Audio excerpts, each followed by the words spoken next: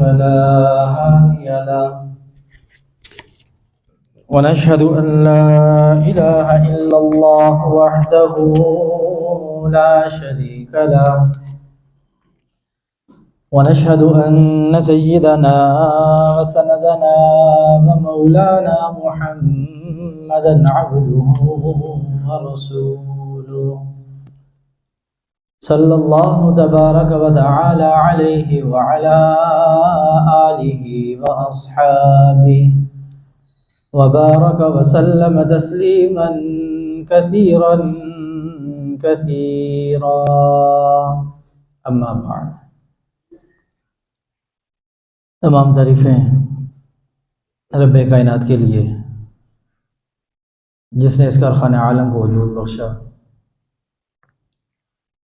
درود و سلام جناب نبی کریم صلی اللہ علیہ وسلم پر جنہوں نے اس دنیا میں آ کر حق کا بول بالا کیا. سامعین محترم، گزشتہ جمعے جو بات چل رہی تھی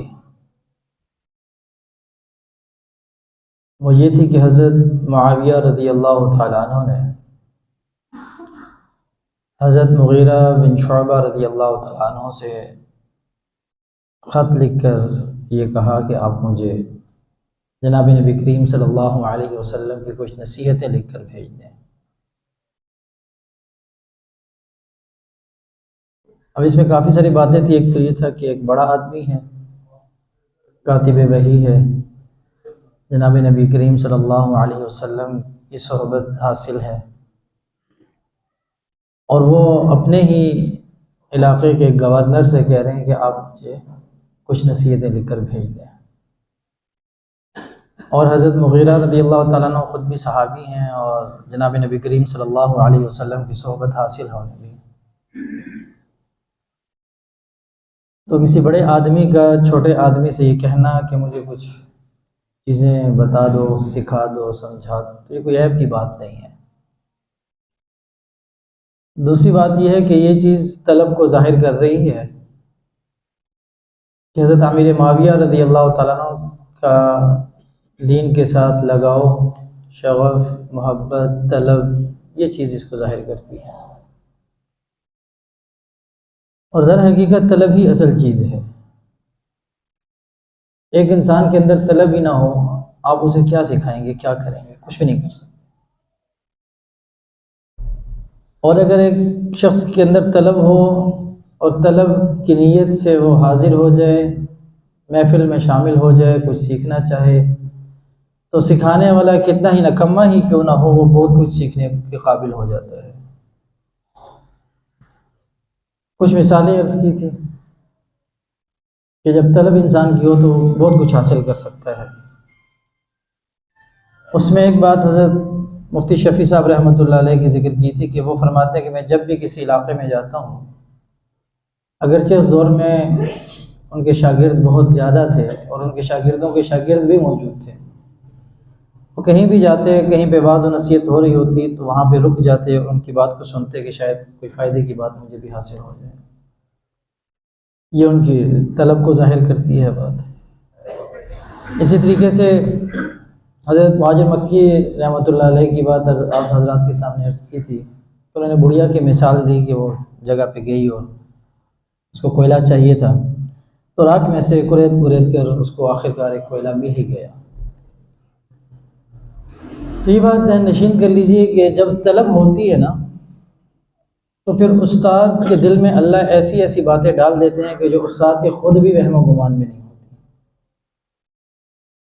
ہمارے ہاں دینی مدارس کے اندر یہ معمول ہوتا ہے کہ اگلے دن جو سبق پڑھانا ہے آج اس کی خوب تیاری کی جائے. طلبہ اپنے طور پہ کرتے ہیں، اساتذہ اپنے طور پہ کرتے ہیں، اگرچہ وہ کئی سال ہو جاتے ہیں ان کو کتابیں پڑھاتے ہوئے، لیکن اس کے باوجود یہ معمول ہوتا ہے، اب بھی ہے کہ اساتذہ باقاعدہ تیاری کر کے کلاس میں جاتے ہیں. اور جب سبق پڑھاتے ہیں تو مطالعے کے دوران بہت ساری ایسی باتیں جو ان کے ذہن میں نہیں آتی، دوران سبق ان کے ذہن میں بہت ساری باتیں آ جاتی ہیں. اور یہ باتیں اللہ رب العزت کسی ایسے طالب علم کی طلب کی وجہ سے ڈال دیتے ہیں جو ایک طلب لے کے بیٹھا ہوا ہے، کیونکہ ذہن میں بات تو اللہ نے ڈالنی ہے، انسان کے اپنے اختیار میں تو ہے نہیں۔ تو یہ طلب پر اللہ اس کے دل کو کھول دیتے ہیں، اس کی زبان سے ایسے الفاظ جاری کر دیتے ہیں جو خود بھی وہ کہتے ہیں میں نے تو مطالعے کے دوران ایسا سوچا ہی نہیں تھا، بس دوران گفتگو یہ بات میرے ذہن میں آ گئی اور میں نے کر دی۔ اسی طریقے سے کوئی خطیب ہے، کوئی مقرر ہے، کوئی واعظ ہے، وہ جب کوئی بات کرتا ہے تو اس وقت بھی ایسا ہوتا ہے کہ بہت ساری ایسی باتیں جو اس کے ذہن میں، دل و دماغ میں نہیں ہوتی، اس کی تیاری کے اندر وہ چیزیں شامل نہیں ہوتی، لیکن اللہ رب العزت اس کے دل میں ایسی باتیں ڈال دیتا ہے، اس کی زبان سے ایسی باتیں جاری کر دیتا ہے جو اس کے اپنے وہم و گمان میں بھی نہیں ہوتی، اور وہ اس وجہ سے ہوتی ہیں کہ کوئی طالب بیٹھا ہوا ہوتا ہے اس مجلس اور محفل میں۔ تو مختصر یہ کہ جب تک طلب نہ ہو تو اس کے سامنے آپ کتنی ہی اچھی تقریر کر لیں، کتنا ہی اچھا سبق پڑھا لیں، کتنی اچھی واعظ کر لیں، طلب نہیں ہے تو اس سے اسے کچھ فائدہ حاصل ہونے والا نہیں ہے۔ اور اللہ بھی طلب والوں کو ہی دیتا ہے، اللہ کے یہاں بھی قاعدہ قانون یہی ہے، اللہ بے طلبوں کو نہیں دیتا، لیکن دنیا اللہ کسی کو بھی دے دے گا، کیونکہ دنیا کی اہمیت اللہ کی نظر میں کچھ بھی نہیں ہے، دنیا کی اہمیت اللہ کی نظر میں کچھ بھی نہیں ہے، یہ بے طلبوں کو بھی ملتی ہے۔ لیکن دین اللہ کی بڑی خاص نعمت ہے، اور اس دین کو اللہ نے پسند کیا ہے، تو یہ دین اللہ بے طلبوں کو نہیں دیتا، یہ بات یاد رکھیں۔ جس کے دل کے اندر طلب ہوگی اللہ دین صرف اسی کو دے گا، لیکن دنیا اللہ بے طلبوں کو بھی دے دے گا۔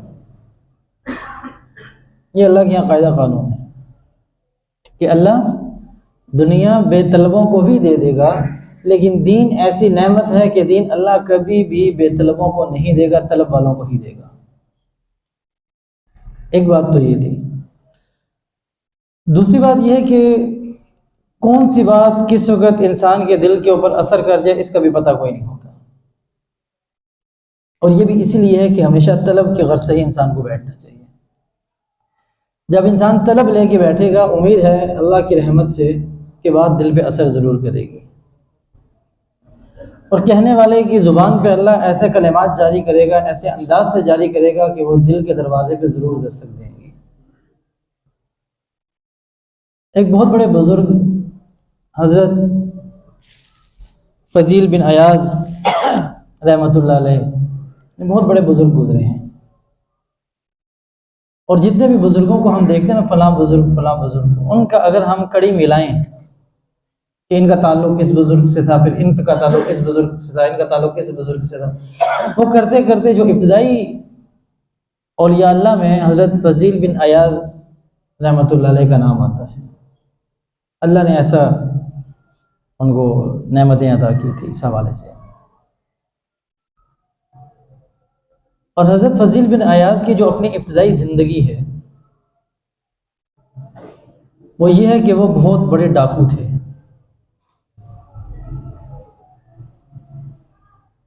یہاں تک اتنا خوف اور دہشت تھی ان کی کہ مائیں اپنے بچوں کو جب سلاتی تھی اور بچے نہیں سوتے تھے تو ان سے کہتی تھی سو جاؤ سو جاؤ، فضیل آ جائے گا، ڈرانے کے لیے، سو جاؤ فضیل آ جائے گا۔ اور جب بچے روتے اور خاموش نہ ہوتے تو پھر انہیں خاموش کرانے کے لیے بھی یہی خوف اور ڈراوا دیا جاتا بھی فضیل آ جائے گا۔ اور اسی طریقے سے قافلے کسی علاقے سے گزرتے اور جب چلتے چلتے کہیں شام ہو جاتی اور پڑاؤ کا وقت آتا، اگر فضیل کے علاقے میں پڑاؤ کا وقت آ جاتا تو وہ کہتے نہیں بھی ہم تو لوٹے جائیں گے، ایسا کرو اس علاقے کو چھوڑو، یہ فضیل کا علاقہ ہے، آگے چلتے ہیں۔ ایسی خوف اور دہشت، اتنے بڑے ڈاکو تھے۔ ان کے بارے میں آتا ہے کہ وہ ایک دن ڈاکہ ڈالنے گئے، صبح کا وقت تھا، تہجد کا وقت تھا، کہیں ڈاکہ ڈالنے گئے اور ایک صاحب تہجد کی نماز پڑھ رہے تھے وہاں پہ، اور تہجد کی نماز میں قدر آواز کے ساتھ تلاوت کر رہے تھے، اور نوافل کے اندر اکیلے میں اگر انسان اونچی آواز سے بھی پڑھنا چاہے تو حرج کی بات نہیں ہے، پڑھ سکتا ہے۔ اور حضرت فضیل کے کان میں یہ آیت پڑھی الم یأن للذین آمنوا ان تخشع قلوبهم لذکر اللہ وما نزل من الحق.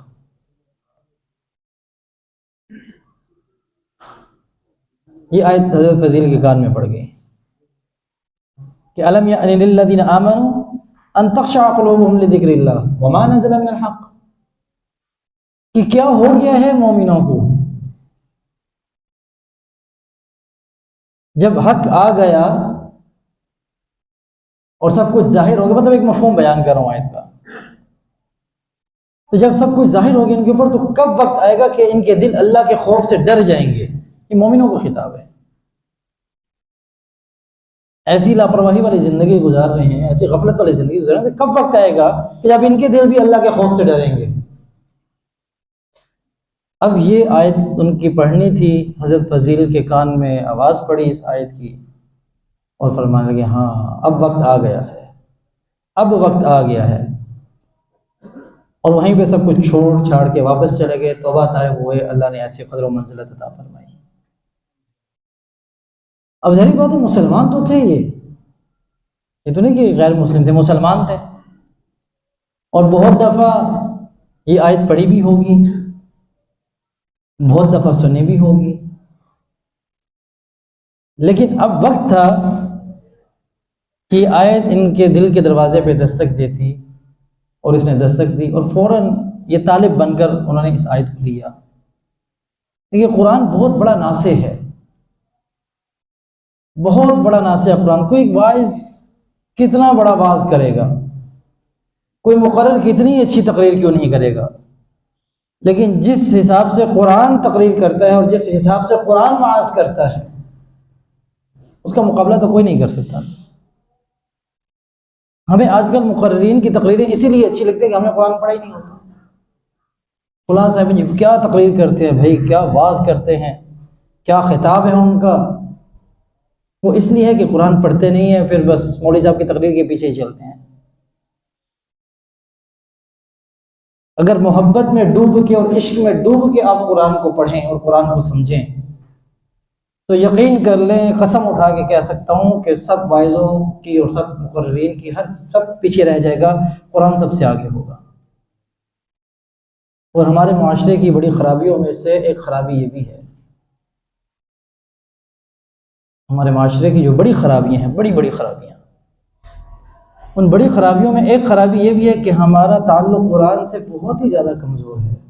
اتنا کمزور، اتنا کمزور، اتنا کمزور کہ مولوی صاحب نمازوں میں مخصوص صورتیں پڑھتے ہیں. کہیں پہ بھی کسی بھی مسجد میں چلے جائیں، ہر جگہ کی بات کر رہا ہوں، مخصوص صورتیں ائمہ حضرات پڑھتے ہیں، ان کا بھی ترجمہ اور تشریح ہمیں نہیں پتہ ہوتی. مطلب اتنی دل میں تڑپ نہیں پیدا ہوئی یار مولوی صاحب کے پیچھے میں 10 سال سے نمازیں پڑھا ہوں، 10 سال سے مولوی صاحب ایک ہی صورت پڑھا رہے ہیں، اس کا ترجمہ تو کم از کم مجھے آ جائے، اس کی تشریح تو کم از کم مجھے آ جائے، میں یہ تو دیکھ لوں کہ اللہ اس میں کیا کہنا چاہ رہا ہے مجھ سے. ہمارا قرآن کے ساتھ تعلق اتنا کمزور ہے. یہ تو کچھ ایسی صورتیں معمول کے مطابق پڑھی جاتی ہیں. مجھے ایک صاحب کہنے لگے، یہاں کے ہیں، کہ ہم نے تو قاری صاحب کو دیکھا ہے کہ وہ ایک ہی صورت پڑھتے ہیں، کچھ مخصوص جگہ ہیں بس وہی پڑھتے ہیں، مجھے تو وہ بھی زبانی یاد ہوگی. یہ ماشاءاللہ بڑی اچھی بات ہے کہ آپ کو زبانی یاد ہو گئی ہیں. میں نے کہا یہ بتا دیں کہ جو قاری صاحب پڑھتے ہیں اس میں سے کتنے کی ترجمہ تشریح آپ کو آ گیا ہے کہ آپ اتنے تنگ پڑ گئے ہیں ان صورتوں اور آیتوں سے. یہ تو بتائیں کم از کم. آپ کو گلہ تو ہے قاری صاحب سے، شکوہ تو ہے قاری صاحب سے کہ قاری صاحب کچھ مخصوص صورتیں ہی پڑھتے ہیں، اس سے باہر نکلتے ہی نہیں ہیں. ہم تو یہ سن کے تنگ آ گئے. تو میں نے کہا بس آپ یہ بتا دیں کہ اس کی ترجمہ تشریح کتنا آپ کو آ گیا ہے، کتنا سمجھ گئے اتنے قرآن کے حصے کو. کوئی جواب نہیں. تو ہمارا قرآن کے ساتھ تعلق کتنا کمزور ہے. اب وہ اندازہ لگائیں کہ وقت کا بہت بڑا ڈاکو اسے بھی پتا ہے کہ الم یأن للذین آمنوا ان تخشع قلوبهم لذکر اللہ وما نزل من الحق. اس میں اللہ کیا کہہ رہے ہیں اور کس انداز سے گفتگو ہو رہی ہے، کس طریقے سے مخاطب کیا جا رہا ہے، وہ ڈاکو کو بھی پتہ ہے. میں اپنے آپ کو اچھا مسلمان گردانتے ہوئے اور بہت بڑا حاجی نمازی کہتے ہوئے اور اپنے آپ کو ایک معیار تصور کرتے ہوئے ہر بندہ اپنے ذہن میں سمجھتا ہے جی میں جس دین کے اوپر میں چل رہا ہوں یہی معیاری دین ہے، میں اپنے بارے میں یہ تصور کرتا ہوں، آپ اپنے بارے میں کرتے ہوں گے شاید، آپ کے بارے میں تو میں 100% نہیں کہہ سکتا، اپنے بارے میں تو خیال ہوتا ہے کوئی میں تو بہت زبردست قسم کے دین کے اوپر عمل کر رہا ہوں اور یہی اصل ہے، لیکن حالت یہ ہے کہ قرآن کے ساتھ تعلق کتنا کمزور ہے۔ وہ صورتیں جو روزانہ کی نماز میں پڑھی جا رہی ہیں، مجھے ان کا ترجمہ نہیں آتا، مجھے ان کی تشریح نہیں آتی، ان کا مفہوم نہیں آتا، کچھ بھی پتہ نہیں اس کے بارے میں، بس زبانی یاد کر لی۔ زبانی یاد ہونا بہت اچھی بات ہے، اس سے کوئی گلہ نہیں ہے کہ زبانی کیوں یاد ہوئی، بہت اچھی بات ہے زبانی یاد ہو گئی، لیکن یہ مقصود نہیں ہے۔ قرآن کے نزول کا مقصود صرف اس کو زبانی یاد کر لینا نہیں تھا یا اس کو دیکھ کے پڑھ لینا نہیں تھا، اصل مقصود یہ تھا کہ اس کو سمجھا جائے، اس کو اپنی عملی زندگی کے اندر لایا جائے، یہ اصل مقصود تھا اس کا۔ بہرحال وہ توبہ طائب ہو گئے اور اللہ نے ایک بڑا مقام اور مرتبہ ان کو عطا کیا۔ بات یہ تھی کہ بات وہیں پہ پھر وہی رہ گئی کہ حضرت مغیرہ بن شعبہ رضی اللہ تعالیٰ عنہ نے جب ان کو خط ملا، دیکھا کہ حضرت معاویہ رضی اللہ تعالیٰ عنہ سے پوچھ رہے ہیں کہ کچھ نصیحتیں لکھ کے بھیجیں۔ اب انہوں نے بھی یہ نہیں کیا کہ بھئی آپ تو بہت بڑے بزرگ ہیں اور آپ تو کاتب وحی ہیں اور اتنے بڑے آپ حکمران ہیں اور مسلمانوں کی امارت اللہ نے آپ کو عطا کی ہے اور میں کہاں آپ کو لکھ کے بھیجوں۔ ہمارے یہاں یہ بھی ایک بڑی بیماری ہو گئی ہے نا کہ ہم یہ سمجھتے ہیں کہ یہ بڑا بندہ ہے، اس بڑے بندے کو سب کچھ پتہ ہے اور اس کو کچھ بات بتانا ہمارے لیے یہ بھی شاید اس کی توہین ہے۔ انہوں نے بھی یہ بات نہیں کی۔ ایک تو یہ نہیں کہا کہ بھئی نہیں آپ تو پہلے سے بڑے بزرگ ہیں، ہم آپ کو کیا کہیں گے۔ وہ یہ در حقیقت جو عاجزی اور انکساری کا اظہار ہوتا ہے نا، یہ بھی ایک غرور و تکبر ہوتا ہے، یہ اس کی ایک قسم ہے۔ لوگ خط لکھتے ہیں یا کچھ میسج کرتے ہیں تو آخر میں لکھتے ہیں بندہ ناچیز، بندہ حقیر۔ اب اس ناچیز کو دو چار سنا دینا تو پھر وہ واپس سے باہر ہو رہا ہوتا ہے، کپڑے اس کے پھٹ رہے ہوتے ہیں، پھر وہ سارا بندہ ناچیز اور حقیر فقیر سب کچھ نکل چکا ہوتا ہے اس کا۔ پھر یہاں پہ پتہ چل جاتا ہے کہ غرور اور تکبر کی وجہ سے اس نے یہ بات لکھی ہے یا واقعی عاجزی اور انکساری کی وجہ سے لکھی ہے۔ تو یہ بھی ایک غرور اور تکبر کی قسم ہوتی ہے، اس سے بھی اللہ تعالیٰ ہماری حفاظت فرمائے۔ تو انہوں نے یہ نہیں کہا کہ آپ تو بہت بڑے آدمی ہیں اور آپ کو میں کیسے لکھ کے بھیجوں، فوراً لکھی۔ اور پھر یہ بھی نہیں کیا کہ بہت لمبی چوڑی کوئی تقریر لکھ کے بھیجی کہ ایک بڑے آدمی نے مانگی ہے اور مجھے بہت لمبی چوڑی تقریر لکھ کے بھیجنی چاہیے اور اس کو متاثر کرنا چاہیے اپنے علم سے، اور اس نے میری طرف رجوع کیا ہے گویا کہ اسے تو کچھ پتہ نہیں ہوگا لہٰذا میں ہی اسے سب کچھ بتاؤں گا، ایسا بھی نہیں کیا۔ بڑی مختصر سی چند نصیحتیں لکھ کے ان کی طرف بھیج دی، شاید کہ وہ 2.5-3 لائنوں کے اندر آ گئے۔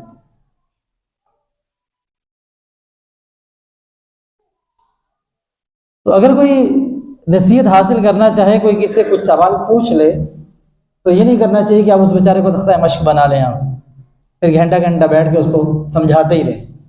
اس غریب نے اگر پوچھ لیا ہے تو اس کی اپنی استطاعت کے مطابق، اس کی عقل کے مطابق جتنا وہ برداشت کر سکتا ہے بس اتنا اس کو بتائیں گے، پھر اس کے اوپر سوار نہیں ہو جانا چاہیے۔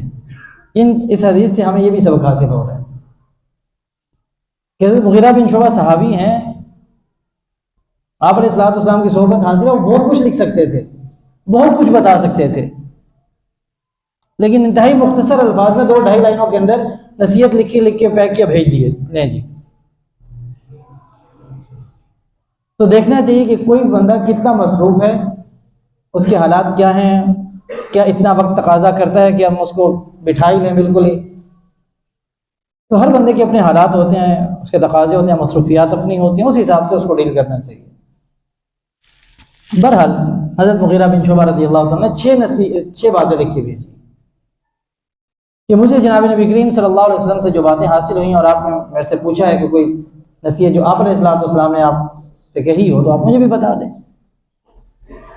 تو 6 باتیں لکھی اور فرمایا کہ مجھے جناب نبی کریم صلی اللہ علیہ وسلم نے منع فرمایا تھا ان قیل وقال۔ نمبر 1، زیادہ بحث مباحثے سے، مطلب بحث چل رہی ہے، بات چیت ہو رہی ہے، اب اس کا کوئی نتیجہ نہیں نکلنے والا،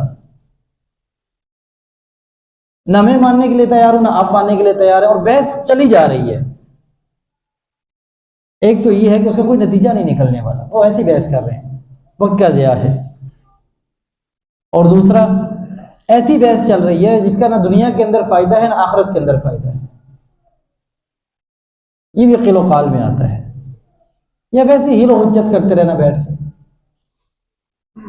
ان سب چیزوں سے آپ علیہ الصلوۃ والسلام نے منع فرمایا، اور پہلی چیز یہ تھی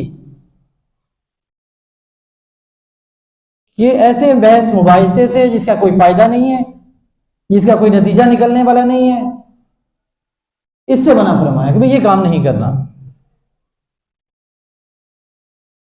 ایسا بحث مباحثہ جس کا کوئی فائدہ بھی نہیں ہوگا، جس کا کوئی نتیجہ نہیں نکلے گا، دنیا آخرت کا کوئی فائدہ نہیں ہے اس کا، اور اگرچہ اس کا نقصان بھی نہ ہو لیکن فائدہ بھی نہیں ہے، تو کرنی کیوں پھر کرنی کیوں؟ تو ایسی انسان بحث مباحثہ کرے، کوئی بات چیت کرے، کوئی گفتگو کرے جس میں کوئی فائدہ ہو، دنیا کا ہو یا آخرت کا ہو، کم از کم اس کیٹیگری سے وہ نکل جائے گا۔ تو فرمایا آپ علیہ الصلوۃ والسلام نے جو سب سے پہلی چیز جس سے مجھے منع فرمایا وہ ہے بحث مباحثہ، فضول قسم کا جس کا کوئی فائدہ نہیں ہے، ایسے بحث مباحثے سے منع فرمایا۔ دوسری چیز، یہ بے شک یاد کر لیں اور اس کو اپنی عملی زندگی میں لانے کی کوشش کریں۔ دوسری فرمائی وَإِضَاعَةُ الْمَالِ، کہ مال کے ضائع کرنے سے منع فرمایا، اور مال کا ضائع کرنا بھی یہی ہے کہ ایسی جگہ پہ مال لگایا جائے جس کا کم از کم دنیا میں فائدہ ہو، اور بہت اچھی بات ہے کہ اس مال کا آخرت کے لیے فائدہ ہو۔ یہاں لگائے، وہاں لگائے، ادھر اڑائے، ادھر اڑائے، ختم۔ مال اللہ کی بہت بڑی نعمت ہے، دولت اللہ کی بہت بڑی نعمت ہے، اور یہ دعا ہے کہ ربنا آتنا فی الدنیا حسنہ، کہ اللہ ہماری دنیا بڑی کمال کی کر دے، بہترین قسم کی کر دے، یہ مال کے بغیر ممکن نہیں ہے۔ اس میں اور بہت سارے عوامل ہوں گے بہتر ہونے کے لیے، لیکن دولت کے جو عوامل میں سے ایک عامل ہے دولت کا، آپ اس سے انکار نہیں کر سکتے۔ اللہ نے اگر دولت دیا تو نعمت ہے، اس کی قدر کیجیے، ایسے اللہ بلّہ تعالیٰ پہ خرچ نہ کریں کہ فائدہ ہی کوئی نہیں ہے اس کا۔ تو حضرت مغیرہ بن شعبہ حضرت امیر معاویہ رضی اللہ عنہ سے فرما رہے ہیں کہ مجھے آپ علیہ الصلوۃ والسلام نے یہ نصیحت بھی فرمائی کہ مال کو ضائع کرنے سے بچو، مال ضائع نہیں کرنا۔ اور تیسرا فرمایا وَكَثْرَةِ السَّوَالِ، سوال سے بچو، کثرت سوال۔ اور یہ کیا ہے کہ بندہ بیٹھا ہوا ہے، ہٹا کٹا ہے، ایک سے مانگ رہا ہے، دوسرے سے مانگ رہا ہے، بھئی میرا یہ والا کام ہے یہ تم کر دینا، میرا یہ والا کام ہے یہ تم کر دینا، ویسے وقت ضائع کر رہا ہے بیٹھا ہوا ہے، اور لوگوں سے سوال کیے جا رہے ہیں۔ تو کثرت سوال سے، اب گھر میں بیٹھا ہوا ہے، ہٹا کٹا ہے، ٹھیک ٹھاک ہے، ایک کو کہہ رہا ہے بھئی مجھے پانی ڈال کے دے دو، اچھا جی وہ چلا گیا، دوسرے سے کہہ رہا ہے اچھا میں جانے لگا ہوں، مجھے جوتیاں لا کے دے دو، ٹھیک ہے، ایک سے کہہ رہا ہے جی میرے کپڑے استری کر کے دے دو۔ تو یہ خود اگر انسان کر سکے تو یہ خود کرنا چاہیے۔ آپ علیہ الصلوۃ والسلام اپنے اکثر کام خود کیا کرتے تھے، یہ گھریلو زندگی ہے آپ کی۔ ہم باہر لوگوں کے کام کرتے رہتے ہیں کہ لوگ ہمیں کہیں جی بڑا کوآپریٹو ہے، بڑا اچھا ہے، تعاون کرنے والا ہے، اور گھر کے اندر جلاد بن کے بیٹھے ہوئے ہوتے ہیں۔ بے شادی اس نے تھوڑی کی تھی سارے کام میں خود کروں گا، یہ بات کرتے ہیں، یہ بھی بیگم کرتی ہے، یہ بھی بیگم کرتی ہے، یہ بھی بیگم کرتی ہے، تو آپ کیا کرتے ہیں بھائی؟ بس بیٹھ کے روٹیاں پھاڑ دو۔ تو اپنے کام ہو سکے تو خود کیا کریں۔ کپڑے استری کرنا کوئی اتنا بڑی کوئی راکٹ سائنس نہیں ہے، انسان کر سکتا ہے، ہر بندہ کر سکتا ہے، وہ کر لیے، اپنے جوتے پالش کر لیے، اپنے کپڑے خود سنبھال کے رکھ لیے، خود اٹھا دیے، خود رکھ دیے، مشین میں ڈال دیے۔ بہت سارے کام ایسے ہیں، صرف یہ نہیں، اور بھی بہت سارے جو آپ کر سکتے ہیں وہ خود کرنے چاہیے۔ اور آپ علیہ الصلوۃ والسلام وہ تو کام کرنے کی ضرورت کیا تھی، صحابہ جان قربان کرنے والے تھے آپ پہ، ایک ایک سانس پہ جان قربان کر رہے تھے، ایک ایک ادا پہ جان قربان کر رہے تھے۔ متعدد بیویاں گھر میں موجود تھیں، لیکن اس کے باوجود اپنے کام خود کر رہے ہیں کثرت سوال سے بچنے کے لیے، اور امت کو بھی یہی درس دیا کہ کثرت سوال سے بچو۔ اور یہی نصیحت حضرت امیر معاویہ رضی اللہ تعالیٰ کو کہی جا رہی ہے کہ کثرت سوال سے آپ بچیں۔ تو مجھے آپ علیہ الصلوۃ والسلام نے یہ کہا، تو کثرت سوال سے بچنا چوتھی چیز فرمائی ومنع وہات، ایک ایسا آدمی ہے جو دوسروں کو دیتا بھی نہیں ہے اور خود مانگتا رہتا ہے. دوسروں کو دینے کے لیے کہتا ہے جی میرے پاس کچھ نہیں ہے، اور پھر مانگتا بھی رہتا ہے. ایک تو یہ ہے کہ اس کے اندر سخاوت ہونی چاہیے انسان کے اندر. سخی انسان اللہ کو بہت پسند ہے. سخی انسان اللہ کو بہت پسند ہے. سخی انسان کو اللہ دوست رکھتا ہے اپنا، اور بخیل کے ساتھ اللہ کی نہیں لگتی، بالکل نہیں لگتی. اور جو دوسروں سے روکے رکھتا ہے یہ تو بالکل اللہ کو پسند نہیں ہے. اور دینے کے لیے یہ بات یاد رکھیے گا کہ سب سے پہلے اپنے گھر کے افراد، اس میں آپ دیکھیں کون ہے. باہر صدقہ خیرات بہت چلتا ہے، گھر کے اندر کے افراد، بھائی بہن، ٹھیک ہے، خالہ ماموں چچا، اور جتنے بھی قریبی رشتہ دار ہیں، سب سے پہلا حق تو ان کا بنتا ہے. ان کے ساتھ ہمارا رویہ کیا ہے، ان کے گھر میں کھانے کے لیے ہے کہ نہیں ہے، ان کے دن رات کیسے گزرتے ہیں، سب سے پہلی فکر ان کی ہو. اس کے بعد باہر کے افراد ہیں. ہمارے یہاں باہر کے یہ بھی بڑی بیماری ہے کہ باہر کے افراد کے اوپر بھرپور توجہ ہوتی ہے، اور اپنے جو خاندان کے لوگ ہیں، قریبی رشتہ دار ہیں، ان کے اوپر توجہ نہیں ہوتی. تو بہرحال دوسروں کو نہیں دیتا اور خود مانگتا رہتا ہے، یہ خصلت سے اس سے بھی آپ علیہ السلام نے منع فرمایا کہ ایسا نہیں ہونا چاہیے. پانچویں چیز حقوق الامہات، کہ ماؤں کی نافرمانی سے بچنا چاہیے. الگ سے اسپیشل اس کا ذکر کیا ہے کہ ماؤں کی نافرمانی، ماں کا دل بڑا نازک ہوتا ہے، چھوٹی سی بات پہ خوش ہو جائے گا اور چھوٹی سی بات پہ ٹوٹ جائے گا. یہ بڑی نازک چیز ہے، بڑا سنبھل کے چلنا پڑتا ہے اس معاملے میں، بڑے احتیاط کے ساتھ چلنا پڑتا ہے. اور اس کا احساس ان لوگوں کو بہت زیادہ ہوتا ہے جن کی مائیں پھر نہیں ہوتی.